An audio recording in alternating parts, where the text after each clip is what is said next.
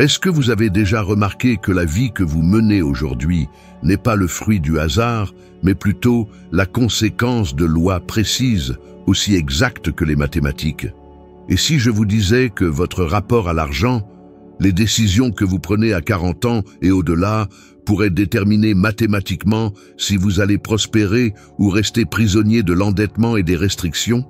Cela semble absurde, n'est-ce pas? Pourtant, c'est précisément cette contradiction apparente qui démontre qu'il existe une science pour s'enrichir. Et si vous apprenez à l'utiliser, votre avenir peut changer dès maintenant. Un jeu invisible se déroule autour de vous en ce moment même et il a ses règles. La plupart des gens pensent que la richesse est une question de chance, d'héritage ou de bons moments. J'ai découvert à l'âge de 26 ans que ce n'était pas le cas. Il y a une science derrière l'enrichissement, des lois aussi exactes que celles de la physique, et ceux qui apprennent à les respecter obtiennent un avantage. J'appelle cela la science pour s'enrichir, car ce n'est ni une foi vague, ni un optimisme magique. Ce sont des principes systématiques qui, appliqués avec intention et répétition, produisent des résultats prévisibles. Lorsque je parle de science, je ne parle pas de vaines promesses, mais de fréquences, de vibrations, de cause à effet. Tout vibre, vos pensées, vos émotions, vos décisions. Vous n'attirez pas les choses simplement en les désirant. Vous les attirez par la fréquence que vous maintenez. C'est exactement comme accorder une radio. Tournez le cadran sur une station et vous ne capterez que ce qui est sur cette fréquence. De la même manière, si vous fonctionnez sur la fréquence de la rareté, votre expérience sera la rareté. Si vous fonctionnez sur la fréquence de l'abondance, non par une pensée magique, mais par des habitudes, des convictions claires et des actions délibérées, la réalité commence à répondre. Je sais que cela semble abstrait, alors je vais être pratique et très spécifique. J'étais fauché passant d'une excuse à l'autre, et à un moment donné, mon revenu annuel n'était que de 4 000 $. En moins d'un an, en appliquant des principes simples et cohérents, en étudiant ce qui fonctionnait, en changeant ma façon de penser, en adoptant de nouvelles habitudes d'action, j'ai commencé à gagner 175 000 $ par an. Ce n'était pas de la chance, c'était un changement de stratégie et de fréquence.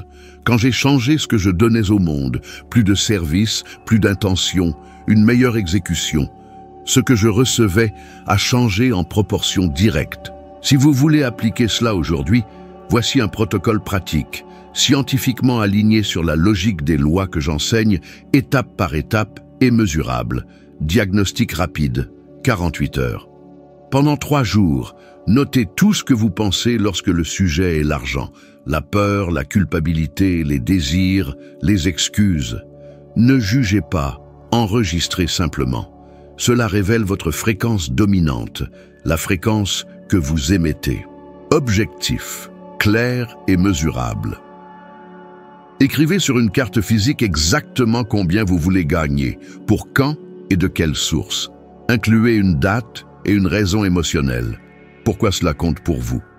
L'acte d'écrire cristallise l'intention. Ce n'est pas de la superstition, c'est un outil de concentration. Routine quotidienne de vibration et d'action, 30 jours. A. Matin. 5 minutes de visualisation vive du résultat, 2 minutes d'affirmation émotionnelle. Ressentez-la d'abord, puis prononcez-la. Je recommande la phrase que j'utilise. Je suis si heureux et reconnaissant maintenant que l'argent vient à moi en quantité croissante, de multiples sources, de manière continue. Répétez avec émotion. B. Après-midi. 30 à 60 minutes d'études pratiques, lisez des études de cas, apprenez des techniques de livraison de valeur, jouez des rôles de vente-service. Étudier comme un scientifique signifie noter des hypothèses, tester, mesurer, ajuster. C. Action quotidienne. Exécutez au moins une action qui augmente directement la valeur que vous offrez. Appelez un client potentiel, améliorez un processus, proposez une petite solution gratuite qui génère des témoignages. La loi de cause à effet exige que vous mettiez de l'énergie dans le monde. Le retour sera proportionnel. Mesure et retour hebdomadaire. Chaque semaine, enregistrez actions entreprises, prospects générés, revenus bruts, retours reçus. Si les chiffres n'augmentent pas, ce n'est pas un manque de talent, c'est un manque de constance dans l'application des lois. Ajustez une variable à la fois, mesure scientifique. Stratégie, pariez sur vous-même, ma pratique personnelle. Si vous êtes employé et que vous souhaitez créer une entreprise, travaillez sur une activité secondaire jusqu'à ce que le revenu supplémentaire égale votre revenu principal. Puis, effectuez la transition. Ne sautez pas cette étape, elle réduit le risque émotionnel et financier. J'ai moi-même commencé avec un service de nettoyage, très peu prestigieux, forte demande d'exécution, et j'ai développé mon activité jusqu'à ce que je puisse quitter mon emploi en toute sécurité. Maintenant, je vais aborder les objections qui surgissent dans l'esprit des gens, mais si ce n'est que de la pensée positive, sans impact réel. C'est là l'erreur. Penser sans agir et sans méthode est une fantaisie. Les lois que je décris exigent à la fois un changement interne et une pratique externe. Autre objection, et si je n'ai pas de talent ou de chance? Le talent aide, mais ce n'est pas une condition préalable. Des personnes brillantes restent parfois pauvres parce qu'elles ne font pas les choses d'une certaine manière. Apprendre à traiter vos décisions, à aligner votre image de soi et à délivrer constamment de la valeur produit des résultats supérieurs. Pour prouver comment l'ajustement des ressources et du comportement affecte le bien-être réel et mesurable, la recherche économique et psychologique montre que le revenu influence l'évaluation de la vie et qu'une partie du bénéfice de l'argent est de réduire la souffrance et d'élargir les options. Jusqu'à un certain point, le plateau bien connu que les études ont identifié est proche d'un revenu moyen où la satisfaction émotionnelle stagne. Cela confirme ce que je dis en pratique. L'argent compte parce qu'il améliore les choix et soulage la douleur. Mais il ne résout pas les paradigmes internes. C'est pourquoi la transformation doit être double, état d'esprit et action. De plus, la façon dont vous utilisez l'argent affecte votre bien-être. Des études répliquées ont montré que dépenser une partie de son revenu pour aider les autres, dépenses prosociales, augmente la satisfaction dans la vie. Ce qui fait écho à mon insistance sur le fait de donner plus et de mieux servir pour recevoir davantage.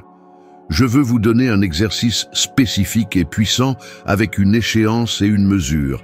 Le défi de la science pour s'enrichir de 30 jours. Faites exactement ceci pendant 30 jours consécutifs. Jour 0. Écrivez votre objectif financier et la raison émotionnelle, date et montant. Jour 1 à 30, quotidiennement. 5 minutes de visualisation. Plus, affirmation. 30 minutes d'études pratiques sur la manière de générer de la valeur dans votre contexte. Une action concrète pour générer de la valeur. Vente, contact, offre, amélioration. Enregistrez le résultat dans un journal. Update hebdomadaire. Examinez les mesures, ajustez une tactique. Au bout de 30 jours, faites le bilan de l'impact. Nouveaux prospects, clients, revenus supplémentaires. Si rien n'a changé financièrement, ce qui aura changé, c'est votre niveau de clarté et vos habitudes. Et c'est déjà un progrès mesurable. Cette discipline est la technique qui m'a sorti de la rareté. Maintenant, passons à la partie humaine. Quand j'ai commencé, je ressentais de la peur, de l'humiliation, de la honte, des émotions qui paralysent. Je me souviens avoir lavé des sols pour 15 $ par service, sentant que c'était bas de gamme, et en même temps réalisant que c'était un point d'entrée. Le mélange de honte et d'espoir me faisait souffrir, et cette douleur m'a forcé à étudier, expérimenter, échouer et ajuster. Aujourd'hui, quand je raconte cette histoire, la réaction que je cherche à provoquer est un mélange de surprise et de possibilité. Surprise parce que le revirement s'est produit si rapidement une fois que j'ai aligné mes pensées et mes actions. Possibilité parce que n'importe qui peut reproduire ces étapes avec courage et répétition. Comptez vos petites victoires. Chaque nouveau compte, chaque client satisfait est une preuve tangible que la loi est à l'œuvre. Enfin, un rappel pratique pour maintenir l'exécution. transformer l'étude et les pratiques en un rituel non négociable. Notez 3 micro-objectifs par jour, un mental, un pour l'étude et un pour l'action. À la fin de la semaine, récompensez-vous pour chaque micro-objectif accompli. Cette accumulation de petites victoires modifie votre image de soi. Et changer votre image de soi est l'épicentre de la science que j'enseigne. Vous ne vous enrichissez pas en essayant de prouver au monde que vous le pouvez. Vous vous enrichissez parce que vous commencez à croire, à agir et à donner d'une manière différente. Si vous faites cela avec méthode, répétition et responsabilité, il n'y a pas de mystère. Il y a un résultat. Tout dans l'univers vibre, absolument tout. Votre corps, vos pensées, vos émotions, l'argent qui circule dans le monde. Rien ne reste immobile. Ce n'est pas de la philosophie bon marché, c'est de la science. La physique nous montre que la matière est de l'énergie en mouvement constant. Et cette énergie vibre à des fréquences spécifiques. C'est pourquoi vous ne pouvez attirer que ce qui est en harmonie avec la fréquence que vous maintenez. Tout comme une radio accordée sur une certaine station ne transmet que ce signal, votre esprit fonctionne de la même manière. Si vous vibrez dans la rareté, préoccupé par les dettes, anxieux de l'avenir, c'est exactement plus de ce que vous continuerez à attirer.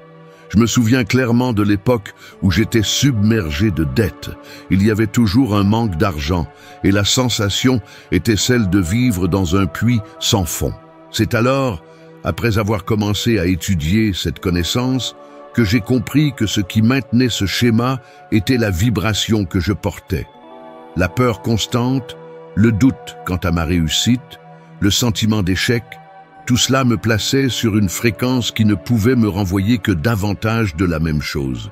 Lorsque j'ai décidé de changer, non seulement en pensant positivement, mais en choisissant consciemment de nouvelles habitudes, de nouvelles images dans mon esprit et de nouvelles actions. En l'espace de quelques mois, ma vie financière a fait un bond qui semblait impossible. Je suis passé de l'endettement à l'épargne. Cela n'est pas arrivé par chance, c'est arrivé parce que j'ai modifié la vibration sur laquelle j'opérais. Beaucoup de gens me demandent « Mais que se passe-t-il si je pense positivement et que rien n'arrive ?» C'est là l'erreur. L'univers ne répond pas à ce que vous désirez simplement intellectuellement. Il répond à ce que vous ressentez au fond de vous, à ce que vous soutenez avec émotion. Si vous vous réveillez en disant « ça va marcher », mais que vous passez toute la journée à alimenter la peur, l'inquiétude et le doute, la véritable fréquence que vous émettez est celle de la pénurie.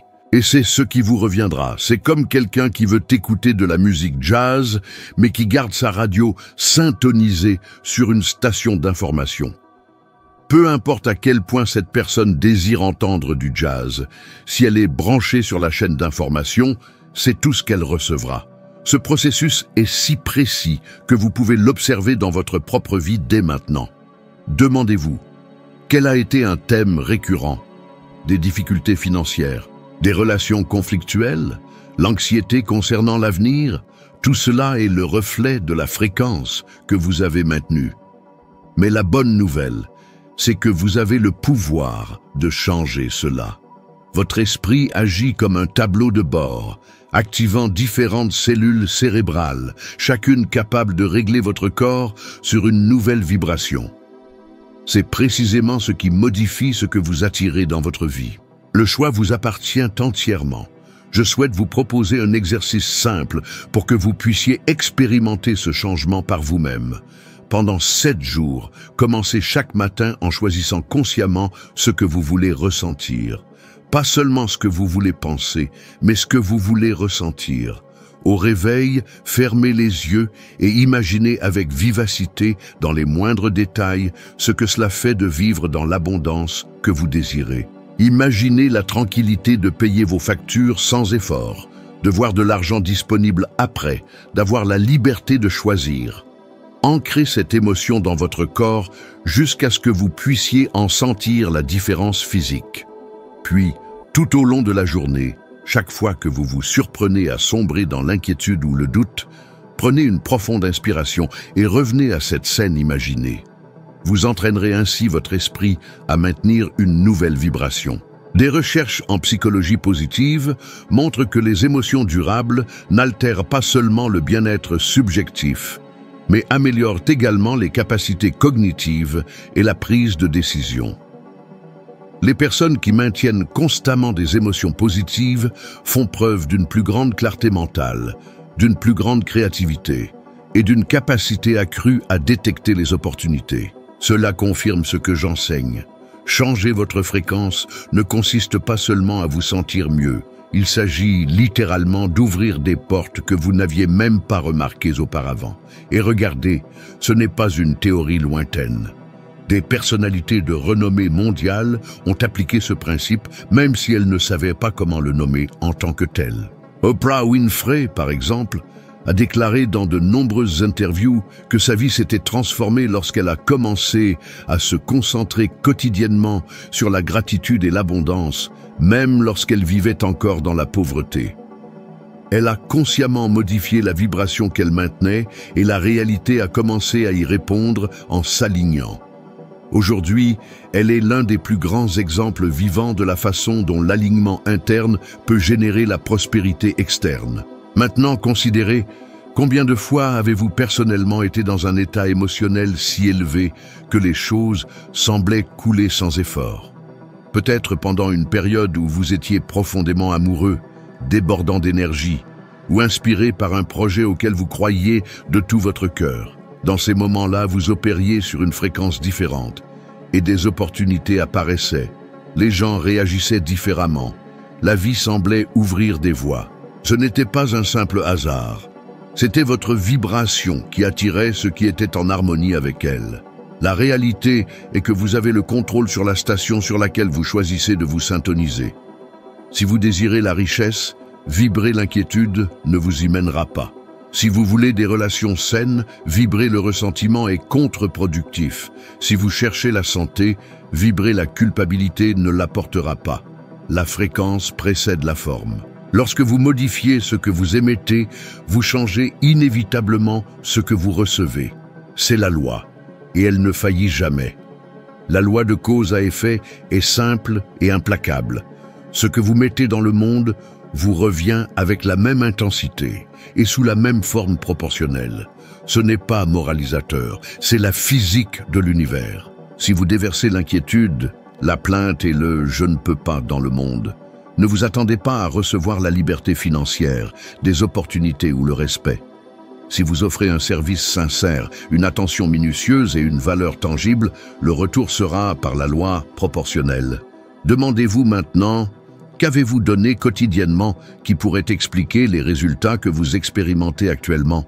Attendez-vous la chaleur sans ajouter de bûches au feu? Cela arrive-t-il? Non. La cheminée ne chauffe qu'après que vous ayez alimenté les flammes. J'en ai fait l'expérience personnellement. Il fut un temps où je pouvais à peine me payer de l'essence. Mes revenus annuels étaient dérisoires. C'était la dure réalité. Puis j'ai commencé à comprendre que je devais changer ce que je contribuais au monde. Au lieu de trouver des excuses, j'ai mis en œuvre une nouvelle façon d'opérer. Offrir un service meilleur et plus cohérent, avec une intention sincère, et bâtir une réputation. En peu de temps, mes revenus sont passés de quelque chose comme 4 000 $ par an à 175 000 $ par an. Ce n'était pas de la chance. C'était l'équivalence directe entre ce que j'ai commencé à donner et ce que j'ai commencé à recevoir. Le calcul est parfait lorsque vous effectuez les bonnes opérations. Si vous voulez que la loi travaille en votre faveur, faites ceci maintenant. Créez un journal de cause à effet. Un grand livre simple. Le papier fonctionne souvent mieux pour l'esprit. Colonne. Action donnée, coût, temps, argent, énergie. Valeur perçue par l'autre. Résultat immédiat. Prospect, remerciement, retour initial. Résultat en 30 jours. Nouveau client, recommandation, vente. Pendant 30 jours, enregistrez toutes les actions qui impliquent de donner de la valeur. N'inventez pas. Appelez un client, livrez quelque chose de plus sans frais, envoyez du contenu qui résout un problème, corrigez un processus au sein de votre équipe, offrez une consultation brève et utile. À la fin de la semaine, faites le total des résultats. La métrique que vous voulez observer est simple. Le rendement par unité de contribution. Si vous avez donné X et reçu Y, il y a une proportion. Étudiez-la et répétez ce qui fonctionne. Beaucoup craignent de trop donner. Ils pensent qu'ils seront exploités, qu'ils perdront des ressources. C'est une mentalité de pénurie. Il existe des moyens judicieux de donner. Commencez par augmenter progressivement votre offre en mesurant le rendement. Si vous donnez 1 heure de consultation gratuite par semaine et que cela vous apporte un client payant toutes les 4 semaines, le rendement est clair. Si ce n'est pas le cas, ajustez votre offre jusqu'à ce que vous trouviez le point où le rendement apparaît. Testez comme un scientifique, hypothèse, expérience, mesure, ajustement. Voici un exercice pratique et mesurable, le défi d'équivalence de 14 jours. Pendant 14 jours, engagez-vous à effectuer 3 actes de valeur par jour que vous ne feriez pas normalement. Un contact de prospection qui aide véritablement la personne, un ajustement pratique à un processus qui améliore l'expérience d'un client, ou l'envoi de contenu résolvant un problème à un segment de votre liste. Enregistrez le temps passé et les résultats.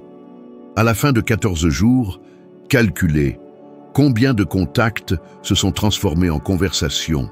Combien de conversations se sont transformées en opportunités? Combien d'opportunités se sont transformées en revenus?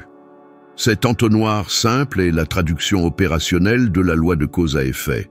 Énergie appliquée, forme de valeur, rendement mesurable. Il est également crucial de cultiver l'état d'esprit qui sous-tend l'action. Demandez-vous, offrez-vous par obligation ou par un désir sincère de servir? Les personnes qui ne fournissent que le strict minimum reçoivent rarement au-delà du minimum. La livraison doit être faite avec intention et sentiment.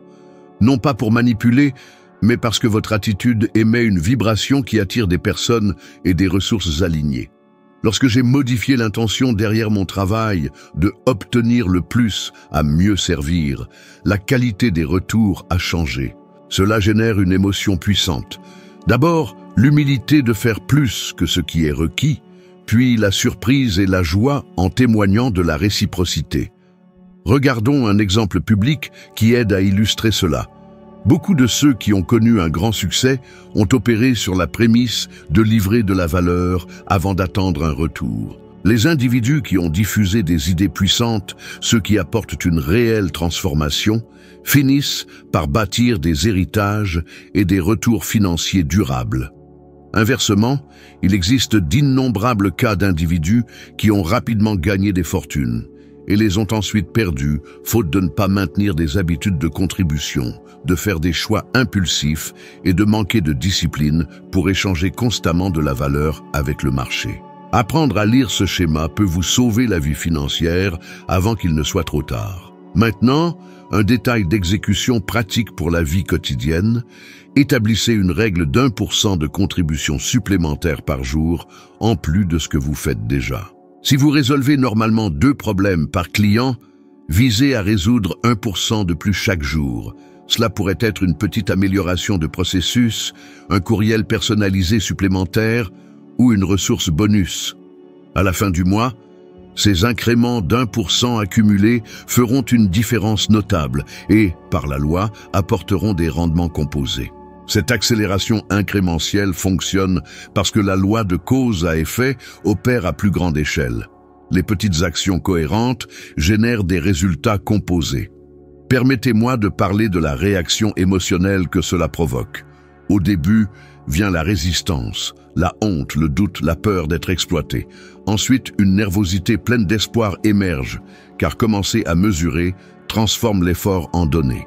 Puis, avec la première preuve de retour, vient le soulagement. Et ensuite, la confiance. Cette progression émotionnelle est importante. Ne fuyez pas la honte initiale. Reconnaissez-la. Enregistrez l'action. Répétez. La transformation émotionnelle va de pair avec la transformation financière. Enfin, rappelez-vous cette règle pratique et non négociable. N'attendez pas un retour immédiat pour valider l'action. La loi opère avec le temps et la forme. Vous ne verrez peut-être pas le retour instantanément, mais la constance crée un historique que le marché perçoit. La réputation est une forme de capital. Si vous voulez un défi final, le voici. Pendant 90 jours, maintenez votre journal de cause à effet et, le 91e jour, passez en revue les 90 jours en cherchant des schémas. Ce qui se répète, ce qui a généré plus de rendement avec moins de coûts et ce qui doit être éliminé. Ajustez votre plan d'action en fonction de ces données. Achevez ce cycle d'hypothèses, actions, mesures. Ajustement est le moyen le plus efficace de transformer l'intention en richesse. Car, à sa racine, la loi de cause à effet est à l'œuvre, en ce moment même, sur tout ce que vous donnez et tout ce que vous recevez. La perception, le mot semble simple, mais il représente tout l'enjeu. Une même situation peut être un désastre absolu pour une personne, ou l'impulsion exacte qui en lance une autre vers une nouvelle vie.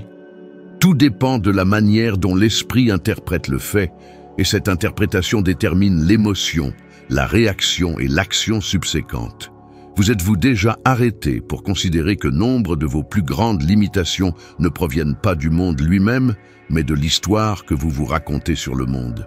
Quand quelque chose de négatif se produit, un licenciement, une facture inattendue, une trahison, un échec, il y a le fait objectif, l'événement lui-même, et il y a l'histoire que vous construisez autour. Cette histoire se transforme en un film dans votre tête, et ce film régule votre biologie, vos décisions, et en fin de compte, votre destin. Je le sais par expérience personnelle. Quand j'étais jeune, une scie à ruban m'a blessé au pouce, et soudain, mes projets ont changé. J'avais abandonné l'école, occupé ce que j'appelais des petits boulots sans avenir, et cette blessure semblait fermer les quelques portes que j'imaginais avoir. À ce moment-là, j'ai ressenti de la honte, de la peur, et une sorte de découragement qui semblait absolu. Mais la vérité objective était singulière, un accident qui a fait s'évaporer un rêve immédiat. Et l'histoire que j'ai choisi de raconter à partir de ce fait pouvait soit m'enterrer, soit me propulser en avant. J'ai choisi d'étudier. Ma perception a changé, et cette même expérience qui aurait pu être une fin est devenue l'impulsion qui m'a lancé dans l'étude de livres transformant la vie. Les émotions que j'ai ressenties à l'époque étaient la douleur et la peur. Plus tard sont venues la surprise, l'émerveillement et la gratitude d'avoir été contraint de chercher une autre voie. Ce changement de récit a fait la différence entre stagner et se transformer. Comment changer ce récit ? Premièrement, arrêtez de confondre le fait et le sens. Demandez-vous toujours, quel est le fait et quelle est l'histoire que j'ajoute à ce fait? Cette séparation est pratique, mesurable et peut être entraînée. Lorsque vous perdez un client, le fait est « le client a annulé ». L'histoire pourrait être « je suis incompétent, je vais faire faillite, personne ne m'embauchera ».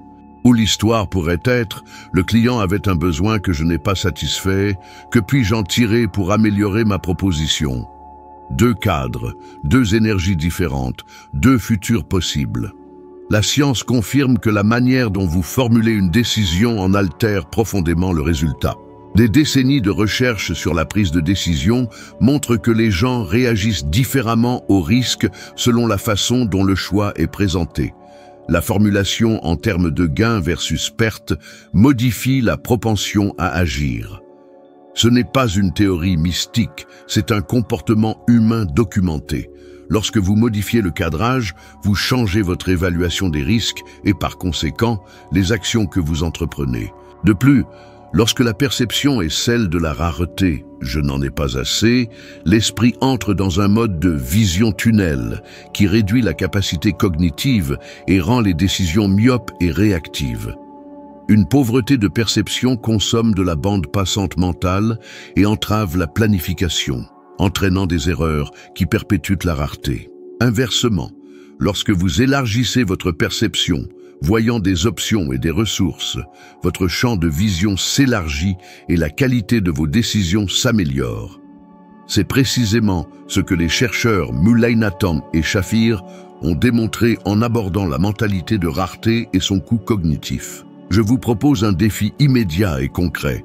Pendant 7 jours, chaque fois que quelque chose de négatif se produit, faites une pause, notez le fait objectif sur une ligne, écrivez votre histoire automatique sur une autre, puis écrivez 3 réinterprétations possibles. Choisissez l'une d'entre elles et prenez au moins une action connexe dans les 24 heures suivantes. Au bout des 7 jours, faites le décompte du nombre d'actions que vous avez entreprises et du nombre de résultats distincts qui ont émergé. Vous serez surpris, car la vie ne change pas simplement en pensant différemment. Elle change lorsque vous articulez un nouveau sens et agissez en conséquence. Ce changement de perception convoque également une émotion que nous devons reconnaître. Initialement, vous ressentirez de la résistance, peut-être de la colère de devoir regarder cela. Dans la deuxième phase, la curiosité émergera. Vous commencerez à tester des récits alternatifs. Puis, vient un soulagement contenu lorsque les premières actions donnent des résultats. Chaque étape évoque un sentiment différent.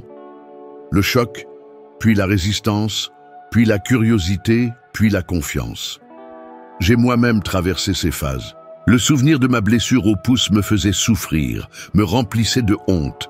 Mais cet événement même m'a poussé à étudier, à changer ma vision de la vie et finalement à forger un chemin que je n'aurais jamais pu prévoir si j'étais resté prisonnier de l'histoire initiale. Rappelez-vous, les événements sont amoraux, nous leur insufflons un sens. La perception est la lentille qui façonne votre monde. Et si vous apprenez à polir cette lentille, vous verrez des possibilités là où d'autres ne voient que des murs. Changer la lentille ne consiste pas à se tromper soi-même. Il s'agit de choisir consciemment le récit qui amplifie les solutions et les actions. Faites l'exercice, mesurez les résultats, répétez. La pratique de la réécriture du sens des faits est l'un des leviers les plus rapides et les plus pratiques que vous puissiez appliquer aujourd'hui pour transformer vos peurs en élan et votre futur en quelque chose d'intentionnel. S'il y a un point que vous devez retenir de tout ce qui a été dit, c'est celui-ci. Ce n'est pas le fait lui-même qui définit votre vie, mais la façon dont vous le percevez. Un même événement peut être l'encre qui vous retient ou l'impulsion qui vous propulse en avant. Lorsque vous apprenez à choisir consciemment la perception qui vous donne du pouvoir, vous prenez le contrôle de votre énergie, de vos décisions et, inévitablement, de vos résultats.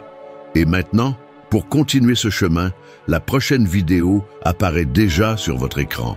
Là, vous franchirez une nouvelle étape dans l'évolution de votre sagesse et deviendrez au moins 1% meilleur que vous ne l'êtes maintenant. J'apprécie votre présence et me réjouis de vous retrouver dans la prochaine vidéo.